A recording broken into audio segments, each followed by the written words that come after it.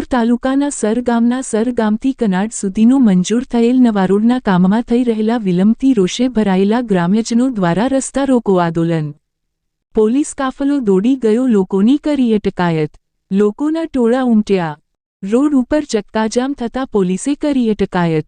સિહોર તાલુકાના સર ગામથી કનાડ સુધીના અતિ જર્જરિત ખાડા કાંકરાવાળા રસ્તાનું કામ દિવાળી ઉપર મંજૂર કરવામાં આવેલ, પરંતુ આજ દિન સુધી તંત્ર દ્વારા કોઈ પણ પ્રકારની કામગીરી ચાલુ નહીં થતાં ગામજનો રોષે ભરાયા.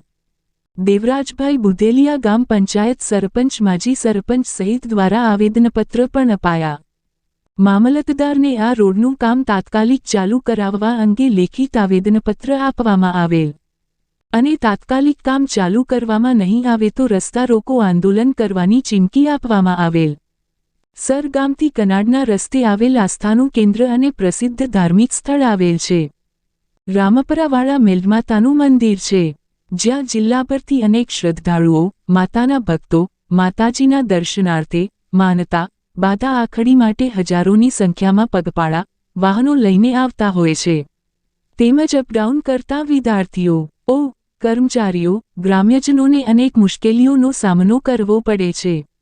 સરપંચ વિનોદભાઈ બાબરિયા, પૂર્વ સરપંચ, ગામજનોએ સર ગામના રસ્તે રસ્તા રોકો આંદોલન કરી વાહનોનું ચક્કાજામ કરવામાં આવેલ.